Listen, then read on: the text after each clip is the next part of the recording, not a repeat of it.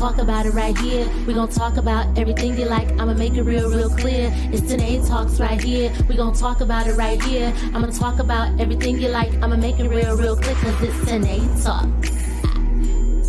And I'ma talk about it. Yeah, cause it's Tynee Talks. And I'ma talk about it. And welcome to the Tynee Talks podcast, the podcast that educates and entertains, the podcast where you come to laugh and, of course, learn. I am your host, Tynee, and I'm so excited to be here with you all today. Talkers, I have a treat for you today with a really fabulous, fantastic guest. But before we get into all of that, I want to let you know that today's show is brought to you by Pure Cuts, located at 801 North Main Street in Mansfield, Texas. When you go to Pure Cuts, you get the full master barber experience. They specialize in men's cuts, women's cuts, kids cuts, edge ups. They do even a little treatment when they put the little hot towel on your face. They do all of that. You can get your braids done. You can get your locks done. So make sure you go to Pure Cuts and mention Tynee Talks. You'll get $5 off your haircuts. And make sure you tell them that Tynee sent you. Oh, but without further ado, I would like to introduce you all to the magnificent guest today. I have with me Coach Jamel. Welcome, Coach Jamel. Welcome. You can't say welcome. No. You're glad to be here? Yes, glad to be here. I'm so happy to have you here. I want y'all to know that I met Coach Jamel through a friend, through my soror, Amber. Hey, Amber. Shout out to Amber. That's my favorite soror. Well, one of them. And Amber told me about Coach Jamel because he was hosting these free tennis lesson sessions. And I went to a session on one of the hottest days of summer in Texas. It was literally 175 degrees outside, but that didn't stop me from going to my free lesson. And Coach Jamel was so fabulous. I am a beginner, like literally a novice, probably below novice, whatever below beginner is. That's me. But Coach Jamel was so patient with me, and he helped me with my serve and how to receive the ball and all that good stuff, how to hit and pivot and how to hold my feet. He did the whole nine. So if you're looking for tennis lessons, he is the person to go to. And we developed sort of a friendship. He's my friend now, and he can't take it back. We're friends forever. And he also hosts these really wonderful tennis social gatherings, which we'll get into later into the podcast. A little background about Coach Jamel is Coach Jamel is a tennis professional with over 10 years of experience in customer relations and sports coaching. Tennis has been in his life for the past 20 years. That's a long time. A long time. 20 years is a real passion. 13. Oh, since 13? Mm-hmm. Oh, wow. All right. He is also not only a coach, but he is also a player. His certifications include Eagle Scout, CPR First Aid, and he is USPTA certified. What is that? What is United States Professional Tennis Association. You better. All right. There was a time when Coach Jamel was a volunteer coach for youth basketball, soccer, and flag football teams, while also being a senior accounting analyst. Oh, you got money? He got a senior accounting. I don't want to tell him. I don't want to tell the people. But he's a senior accounting analyst, which means he's a brilliant guy on and off the courts. In 2023, he took a leap of faith and fully invested in being a tennis coach. He got the opportunity to fulfill his purpose when he acquired the full-time role of assistant tennis professional at the country club in the DFW. At a country club in the DFW. Shortly after, he made his coaching services available to the DFW community. For those who don't know, that's Dallas-Fort Worth area, with the creation of Madison Ace LLC. With Madison Ace, Coach Jamel creates a fun, safe place for his clients to have a complete ownership over how they want tennis to fit into their lives and into their lifestyle. Ultimately, his goal is to break barriers and stigmas around tennis by making the sport more accessible to people of all walks of life. As Coach Jamel's nanny tells him, this is more than a business, this is his ministry. As a man of God, he strengthened his life by living in this order: God, self, his son, community, and tennis. Welcome, Coach Jamel. Thank you. That's a beautiful bio. Appreciate it. I love it. It's like when they say God, family, football, you're like God, me. Because if you're not there for you, you can't be there for anybody else. So I love that your son, community, and tennis, Yes. and then you fuse them all together. All together. I love it. I can tell you anointed. Why? You got a little preacher voice about you. Not You're one bit. not. You I'm know not. how some people got the voice. I You don't feel got like it. I have it. It's on you. Maybe so. I don't know. It's in you and on you. But I can tell that you're a man of God. Yes. You know, Yes. when you had your social and I came, you were very embracing of all the people that were there. No matter their tennis level, you made everybody feel welcome. You introduced yourself to everybody. I think no one felt left out. It was kind of intimidating. Some people, it was their first time coming. Some people had never ever participated in tennis, but you just made it such a welcoming environment, and I think that's dope. Yeah, that's how it should always be. Especially with my tennis socials, like I told you, tell a lot of people, it's about community. I want you to feel safe out here. It's more socializing and everything. We don't have to go to the club. We don't got to go to brunch. We can go on the tennis court and have the same type of environment outside as the networking. So just bringing that type of feel to the tennis court and showing people that it doesn't matter if you played for 5 years or it's your first day. We're gonna make you feel welcome, especially if I'm out there. But if you don't feel welcome, let me know. Then we can figure some stuff out. I love that. And I love that you're trying to bring alternatives to just because it seems like after the pandemic like brunch took an uptick. And Yeah. that's all people want to do and that can lead to like it can be kind of unhealthy if you're drinking mimosas and heavy All the food every time. week. Yeah. But you're like, let's come out here, let's get healthy, let's get those metabolisms boosted, and let's just have fun doing an activity. Yeah, I like some mimosa. One day we'll get there. We'll do like a little A Sunday tennis and mimosas? tennis mimosa Sunday brunch. Listen. We're gonna drink our mimosas and 3 you cut off. Then we'll Yeah, keep yeah, playing. yeah. All right. Call it Uber. You Yeah, can't yeah, you drive call it yourself Uber. home. So let's get right into it. Why do you want more people to play the game of tennis? I think tennis done so much for me.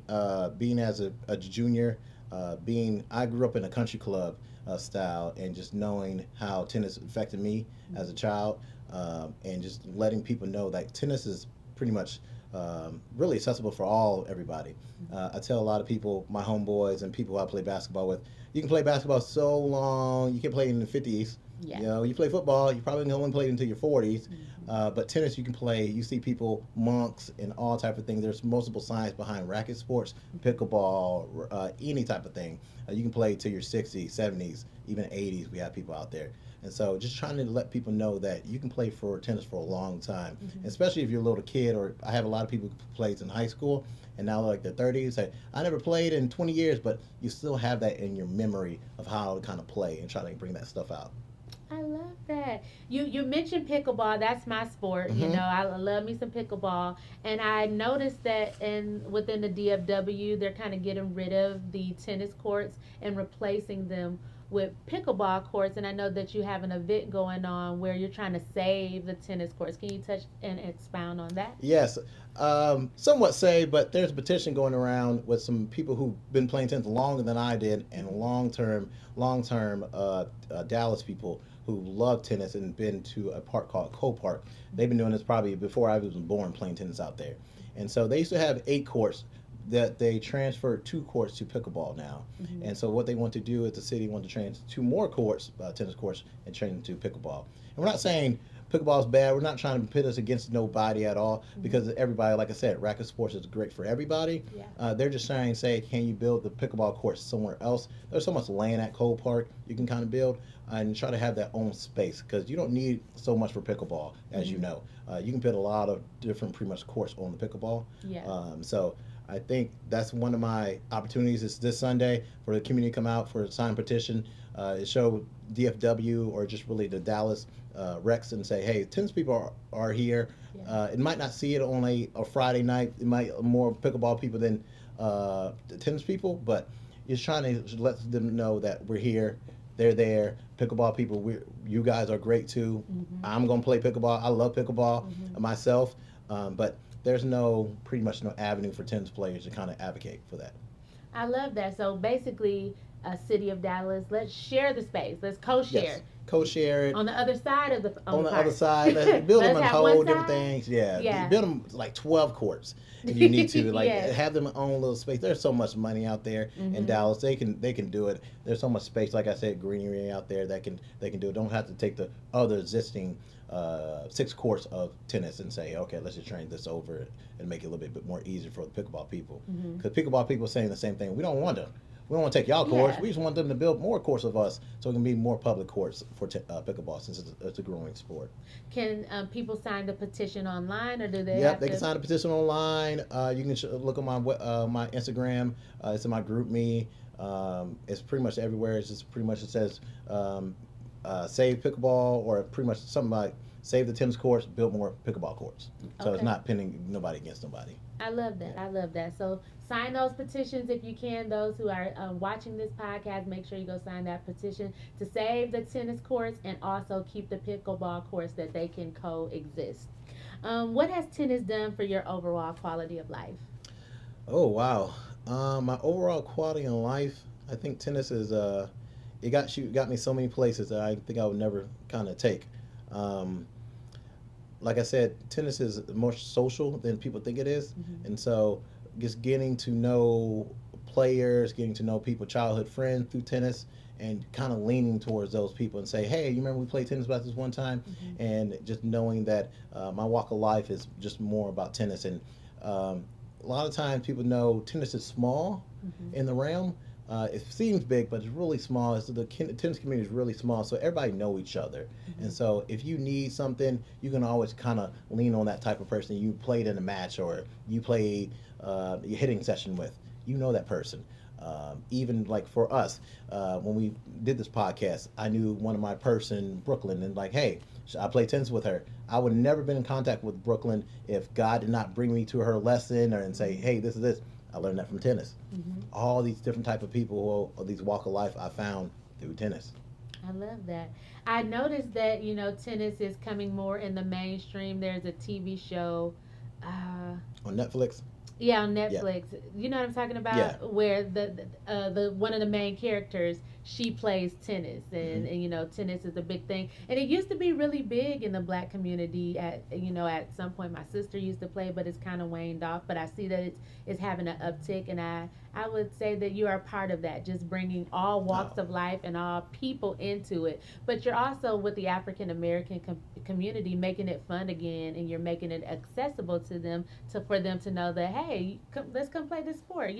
We don't have to stick to the sports that are told that we have to play all the time, like basketball or football. It's like we can play tennis and get back into baseball and all those things. So I love that. So to that point, the reason why people don't play tennis, because we have so many different avenues, especially in America. Yeah. A lot of times you see a lot of foreign people play tennis because that's the only outlet they have. They have tennis and soccer. Yeah. They're pretty much their walk of life. They're not going to play basketball. They might be too short or anything like this. But out here in America, we have so many different avenues: baseball, basketball, lacrosse, all these different types of sports. So when we have tennis at our accessibility for us, we can make it better for people. And especially that's one of my goals is I have times people say, why your price is so low? You're not a good coach, or I know somebody's charging $100 per hour, or $150. I heard, which is outrageous.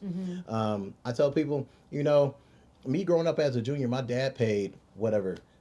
I did not know. I was going to that country club, or he took me to some private lessons and going to this. I used to go to a coach named Coach Snow. Shout out to Coach Snow in Fair Park in the rough neighborhood of Shreveport, because my dad wanted me to get that hood style of tennis. Yeah. And so Coach Snow was charged $90 or anything about that, but it was on a concrete. It was not outside the country club, and just understanding what that meant. And so I tell people, I want to make it accessible for people. So that's why my prices are that pretty much $60. Yeah. I don't know. I can't charge myself $90 for a tennis lesson. I'm gonna drop feed you some balls and do this. No, let's do $60. That's great. If I say you make $60 an hour, what you think? That'd be great money. Yeah, that would be. Right. So why would I want to charge you so high price for something, and that's not making it accessible for you? And so when people say, this guy charged $150, okay, well, you charge $150. What did you get? And why? You probably get $150 once a month. That's it. Here, $60, you can range, you can move things around. Still high. I still have to make somewhat. I can't make it $25, Right. but I have classes for that, and bringing those type of avenues for people, having $25 classes for 2 hours. People don't know. I paid an hour and a half, but I tell them when you come out, it's really 2 hours. 2 hours, yeah. I got you. It's 2 hours doing packages for people, letting people know it's everything more accessible for them. And I call them my day one. Shout out to all my day ones out there. They know who you are. They know if you love tennis, ain't about the money. That's like right. we do hour and a half, $40. Sometimes I don't even charge them. Say, you got this one. Because if you enjoy tennis so much, you're coming every single week. You're texting me, hey, you got some opening. You're calling me, hey, I want to get back on the court. These people are in their 40s, 50s. Say, hey, I want to get back out here. I want to play every single week. I'm not to hold you to that. Yeah. No. I love that. It's so funny because when you talk to different people, like you said, they're trying to add the quality that you provide for tennis to the amount that you charge, as if because you're charging less that your services are less quality. But you're giving them quality over quantity of that extra money, and you're like, that person charged you 150, but they're not giving you what Coach Jamel gives you. I'm giving you support. I'm giving you some good lessons because he is a really good teacher, and he's patient. You're really patient. Like, you're not yelling at people. Sometimes these coaches in various fields, they'll berate the people that's paying them money, and telling them that they suck, trying to do the reverse psychology. But you don't do that. You meet people where they are, as I mentioned earlier, and then you work with them for them if whatever their goal is in tennis. If they want to get that backhand better, you're going to help with that. They want to get better in doubles, or trick shots, or serving better, overhand, and all of that. You do that with them at a good price and a reasonable price. And I think that just speaks to your character, especially when we're living in a time where inflation is at an all-time high.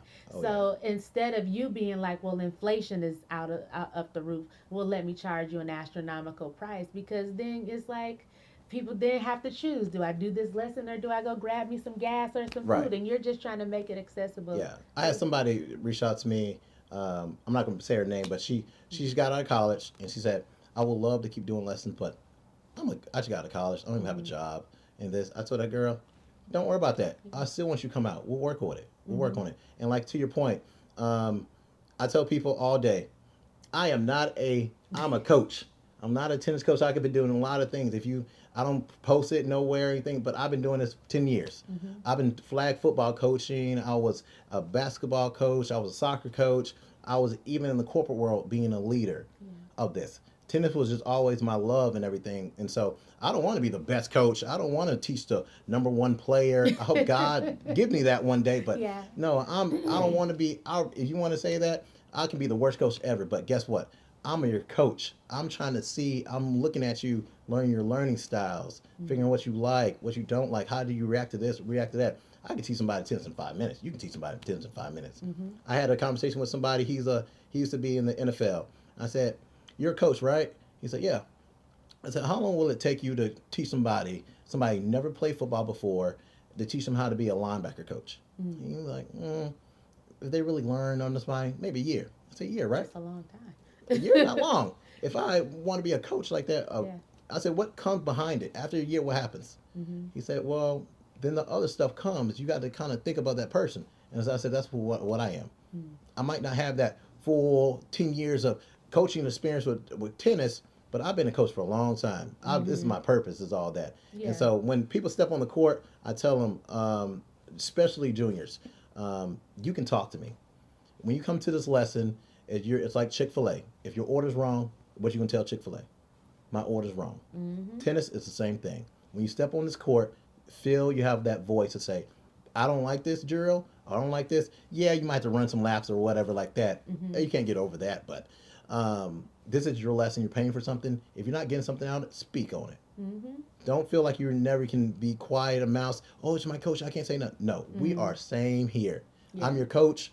Yes, I know what you need. You might know what you need, but it's more of a conversation. So that's why I tell people when they step on my tennis court, it's a conversation. It's not a lesson. It's a conversation how you get better, how I get better, and we're working together. We're not working separate. We're working together. Yeah, I might say, do this, do that, yell at you a little bit, but I'm just trying to pull something out of you because I see it. I love that. And I think that when you say you're working with your juniors, I would assume that's the younger players. Younger players, I get to increase all the time. I teach people like 2 years old to 18-year-olds and all type of everybody there, beginners. I had people who played in college sometimes and want to come kind of get back into the spirit of the sport. So I teach them all. I'm not a high performance coach. Yeah. That's just not me. But that's who I enjoy tennis very much. So yeah. Yeah, I think when you say to the your younger students, and you're like, tell me when something's wrong, you're empowering them. You may have been the first person in their life to tell them that, because I work in education, and students won't speak up. They won't advocate for themselves. So when they come across you, you're building that muscle in them for them to speak for themselves, advocate for themselves when things aren't right. Or if you're making them do a drill and it's like, well, it hurts me when I do it with this hand. Yeah. A person that's not in tune with that person would say, well, keep doing it and keep doing it, and end up, spraining their wrist or something like that. So you're a very empowering coach and a very loving approach in how you approach it. I love that. So when did you become a coach, and what made you? I know you said you coach multiple sports, and you said it's always kind of been a part of you, but what made you tap into that part of yourself? I always volunteer as a pretty much like an Eagle Scout. My dad worked for the Boy Scouts of America. My mom worked for Red River Bank in Louisiana, but they was always part of the community, always in church, but doing different things for the community and volunteering. So I think it's always distilled in me. My brother is a coach at North DeSoto in Louisiana, a great football coach and a head track coach. And so I felt like that was always there in me. And so when I got the opportunity to do 10 years ago to help with a volunteering for a flag football coach, a guy came in. He's one of my best friends now. Name's Coach Mike. Shout out to Coach Mike. He came in, I was working at Sprint. He came in, started talking. He said, man, you want to coach? I was like, nah. I was like, I don't know about that. He was like, I need a coach. I need an assistant volunteer coach. And I was like, I don't know about nothing about flag football. He was like, I'll teach you everything. I got on that field, had my cleats and everything. He's like, you don't need no cleats, man. Like it's like 7 and 8 year olds. Right. And it just took off from there. I got my own team, and people start loving me. The kids start loving me, and just start building. And, they say if you're good at something, don't do it for free. I had the opportunity to also do a flag football coach at a school in Arizona, a big school there called Kokopah. And then they said, can you do soccer? I was like, I played soccer. Yeah, I can do soccer. And before the football season started, did that, did great. Did the football, we went undefeated, had a great team. Then COVID happened, then everything kind of went from there. Then tennis was always in the background. I asked my dad when I was playing juniors. I was good. I was good with the people at the club. I knew the pros, and I even started working with them. And I was like, maybe I'll become a tennis pro one day. I came home and told my dad. He said, man, I don't make no money. I make like $35,000. I was like, really? And I just put it back in my head. I was like, oh, no, I won't do that. Came back around. Then I started asking the right questions. Like, hey, how much y'all making this? I was like, what? Y'all make this? Oh, teach some tennis? Oh, sign me up. So it all comes back around when I just come and say that stuff. That's dope. Wow. So you coached in Arizona. You mentioned Louisiana. Where else have you coached in this great United States? That's it. That's it. Okay. And then now here in the DFW. Okay. What you said, tennis was kind of always there. What made you stick with it? Like, sometimes you might have a childhood hobby or something that you like, and as you grow older, you just step away from it. But this has stuck with you now for decades. What made it stick? I always came back to it. I always take 2 years off, but I come play. Somebody was like, oh, I want to hit. Oh, no, I played tennis until I was 13. Let me get back on the court. It's always, I enjoyed it very much. You hear a lot of times people play tennis when they were juniors, and they won't step on the court at all anymore because they're burnt out. I have a love for it, still hitting, and I have a love for the court. Still there. I hope it never burns off just yet. But I still have a love for it. I think that's the difference between me and a lot of people. I will hit with the worst people. I will hit with the people you might not be good. I'll hit with a 2-year-old. it doesn't matter. I enjoy hitting with people with the tennis ball. In the tennis world, do people, like you said, you'll hit with a not so good person? Is there people that are like tennis snobs where they're like, if they're not up to my level, I'm not gonna hit with them? Now you're about to get me in trouble. You don't have to say names. I'm just saying, do people act that way? I'm gonna call one of my boys. He know who he is. Yeah, he doesn't. I'm gonna call him out. He don't like to hit with nobody below him. So he wouldn't hit with me. No. But I get it because it'd be. Tell him I feel away. Because you have to pretty much. I'm gonna say wasting their time. What do Mm. they benefit from it? I mean, the camaraderie, the fun. It's not fun to them to hit with like going back and forth. But to your point, Yeah. that's what I do hitting sessions for. Mhm. That's why I do 4.0 and advanced hitting sessions. I do beginner hitting sessions, so those people know that hitting session is just for those type of levels, and let them people know. What does love mean? Love, it means 0. 0 means love? Yeah. Then what's after that? 15, 30, 40. That's it? Yeah, in game. Oh, you just need to get 40 points and you win? I mean, not 40 points, but 15, 30, 40 game. So pretty much 4 points. Oh, okay. It be seeming so intense on the tennis court. It is. Then like there's other stuff like you got to get the games. You got to get 6 games for a set. Then if you're playing 2 out of 3 sets, it's a lot of stuff. Then you get deuce, and I'm blowing your mind right now. You're blowing my mind right now because I see.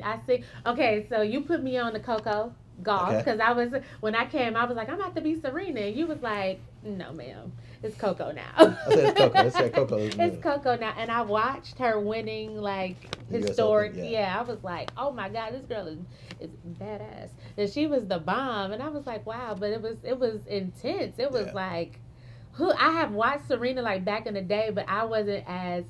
We knew Venus and Serena, but I was like really into this match, and it was like, wow. It was good, huh? It was good. Yeah. It made me really want to get out there. It made me want to come. I think I might have to pay for a lesson. I think we need to do that. Okay. Can you share a memorable moment that happened in tennis for you that truly impacted your life? I think maybe a year and a half ago, I was with my uncle. He's a big tennis coach in the Opelousas, big time name. And I came out there and just came to see him, go see my grandfather. And he was like, come on the tennis court. I want you to hit one of my players. All right. He's my number 1 player. Great. And so came out there, my 32-year-old playing a 16-year-old boy. And know what? I still got it. All right, great. But me being that elderly player now and be able to give them tips and say, hey, look at me, I'm still better than you. But no, I'm like, hey, this is what you need to do. This is what you need to figure out. And just like, oh, okay. I still got it, but I can still have the humility to say, this is what you really need to work on. That's dope. So you called yourself elderly. Is 32 elderly in tennis world? So. Okay, don't be saying that because I'm a little seasoned. I'm still.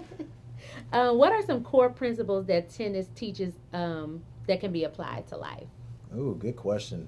So tennis court, you're always there's no team. If you don't play like on a high school team or junior team tennis, USPTA junior team tennis, you're by yourself. And so when you rely on by yourself, there's no one else out there. No one else to blame. A lot of times you can blame your coach, but it's all on you. The coach is not out there hitting the balls or anything. You're not making errors. So it made me feel like when I was on that court, I don't have nobody to blame except me. So if I lose this, it's on me. So independency. Yes, ma'am. Anything else that it teaches that can be applied to life? Hard work, dedication. Tennis is a all-round season sport. When I hear a junior say only play tennis in spring, I tell them you ain't no tennis player.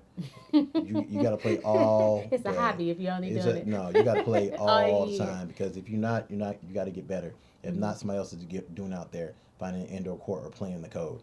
I did it in the code all day. I didn't know what indoor course was, and I played. And so, independency, consistency, all types of things. I love that independency, consistency, and it's all on you. All on you. All on you, no matter what. What types of activities are you bringing to the DFW area? Because I just want the people to know. I'm bringing a lot of things to DFW and hopefully surrounding areas. One of my first socials was back in probably October. A lot of my socials have been private invites, and so people don't see the the impact or the stuff after it happens. And so the like this last one, the client social, it was I really wanted to. It was a dream of mine. And so guys just start putting things in place. I thank you, Keith Tennis Center, great tennis center, Craig Cole over there, and all their amazing staff and coaches over there. They let me do a social, and I said I'm not coaching. There's my clients over there, and it was a Monday. It was cold, so I didn't know how many people was going to show up. But I sent out to all my clients and all the people I know and just friends, and 50 people came out and came on to have a good time. And socials are, like I tell people, it's for the music, it's for the vibes, it's time. They're all different ones. We play dodgeball this time with red balls. The next one might have something different. The next one's going to have something different. So we have different things in the works at different tennis centers and hopefully different areas around Texas, maybe outside of Texas as well, to kind of bring that different form of socials. And so I do hitting sessions and pretty much my lessons, classes, and I think I'm doing a lot of things like no other coach is doing out there. I think it's because of time. I have a website. You can go book just like your hair appointment or whatever you want. So you can go book your tennis lesson. You can see where I'm at. I'm mobile. You ain't no reason why you should not get a tennis lesson because I'm literally probably right down the street from your park. There's no reason why y'all should not get a tennis lesson with Coach Jamel. He's everywhere. He was in Mansfield today. I was. He was out in Keys Park. That's like South Dallas. He's over there by Mesquite and Gar. He's this racket, baby, is traveling. Like I got all the equipment. People stop messing with me. Like, yeah, I got your equipment. Don't worry about it. I got the balls, everything. He got the balls. Rackets. I got you. Come. He got the balls though, and he got the rackets. He's gonna bring it with you. I got the balls to do this. You know what I'm saying? Put that out there. God-given talent. Oh my God! Yes. So. But yes, I got the somewhat yes because when people say, you know, why are you doing this? Why are you kind of doing so much for the community and all this? Because I don't know. It's my purpose, but I think also is tennis is a love of mine. It's passion. So I want people just to get tennis all around. So it's not stuff coming with me in my head. I have people coming to me and say, hey, can you do this? Can you do that? And so when you tell me something, I'm probably 90% sure it's probably going to happen. And I'm going to start manifesting that into that world of trying to get in the schools and helping the schools out. A lot of times when we talked about the school, high schools and middle schools, they have a coach. But the coach is like a teacher. Yeah, they who's might not know familiar with the sport. They just might have been assigned this extra duty because sometimes it gives them additional income. And so they might not have the passion for it. They might not go the extra mile to learn the ins and outs of the sport. It's just like go out there because y'all need an adult chaperone, you know, essentially. And so you really teach. Yeah, I'm trying to partner up with them and say, hey, let's get some coaches so we can kind of get out there. And they can't charge a player at all for that. So trying to help the community out and say, hey, I'm a professional tennis coach. Let me help your team out. Let me use your course, whatever. Great. And that's it. And trying to get more into still because, I mean, the USPTA, the DTA, they do an amazing job. And so shout out to DTA, USPTA, Texas, everybody over there. That's amazing. I love that. Arthur Ashe is the most notable black male tennis player that I'm aware of, and the Williams sisters are the most notable female tennis players. Who are some tennis players the world needs to know about? You already said one, Coco, Tiafo. There's so many other ones that are coming, but I think all American players are coming more and more. I think there's a lot more people coming. Nowadays, I think even the doubles, or I think maybe the doubles, they had all just United States won, and so they're coming. So they're coming. Yeah, they're all coming. Yeah, they're coming up there. I love that. What changes or improvements would you like to see in the tennis world and the DFW to promote diversity and inclusion? Ooh, that's a great question. I feel like I think they could be just more acceptance everywhere. I think my biggest backbone. I know I am a black coach. You want to say, but I like to tell people that I'm just not black tennis. I just want to get tennis to everybody. Universal tennis. Universal tennis. If you're Chinese or anything. I have white people. I have everybody. I just want people to play tennis As long as you're willing. Willing to. Pickleball, yeah. There's no money in pickleball right now. Teaching. Oh, it's coming. It's coming, but not right now. But the tennis is my lane. So trying to get more people all the way around and make it more acceptable for everybody. You go to these different places and everything's locked down. You have to go to a country club or you have to go this. You got to go there. There's no camaraderie around different things. You can. It's kind of hard to find a tennis coach or a tennis community out there if you're really not looking. So just to make it more accessible for people. I love that because I always thought, even when I watched the Serena and Venus movie that was based on their the things that their dad did for them, I pretty much thought that it was a sport for the rich, because he was able to get them into like the best tennis and training. So I think you are such an anomaly because people are, in their minds, they think of it as a rich sport or an expensive sport. So when you come on the scene and you're like, you know what, I just want to make it affordable. I want to make it universal. I want to make sure everybody can touch that green ball and can touch that racket and just have a good time. So you're doing it. You're doing it. Ideally, if you could train any celebrity in tennis, who would it be? Any celebrity in tennis? Like your ultimate person that you're like, I want to hit with them. I want to train them.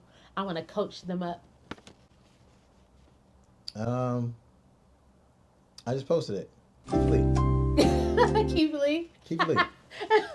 And why Keith Lee? Because I feel like Keith Lee is, social media is like, this figure of speech, and you see all these influencers and everything like that. They have a perfect world. And I think that's the reason why Keith Lee is so big and so, he's such a blessing to, I think, everybody. For sure. I think he's not from the norm, and I know he gets a lot of backlash saying he's not a food critic or anything like that. I think that's the amazing thing about him. He's fulfilling his purpose. He's just a regular person. So I feel like Keith Lee. I saw your good old tennis thing. I cut it out, and so you might be in Denver or somewhere on vacation. And I saw your little bouncing serve. That was terrible, Keith Lee. Very terrible.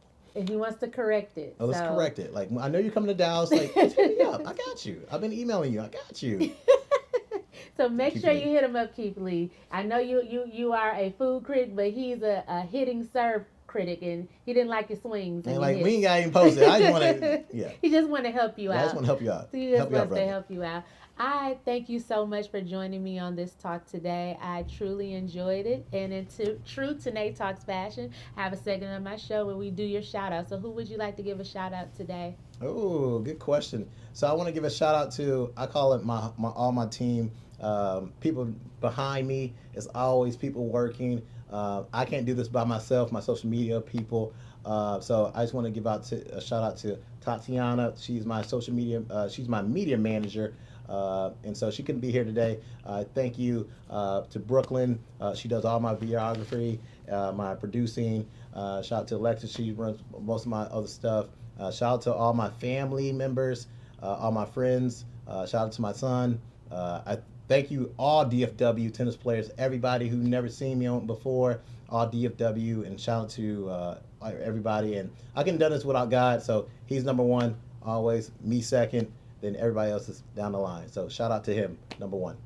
Thank you so much. And I want to give a shout out to all those who enjoy tennis and made me want to love tennis. Number one, first and foremost, Venus and Serena Williams. Without you two girls, I wouldn't even really know about tennis the way I do. You changed the game. So shout out to y'all. Shout out to Serena being a new mom. Shout out to Venus and Serena advocating for the game of tennis, who brought up people. And I have a list of tennis players I want to give a shout out to. Notable black male tennis players from the Association of Tennis Professionals. Gael Monfils, he's a French tennis player. Francis Tiafoe. Felix, I don't know.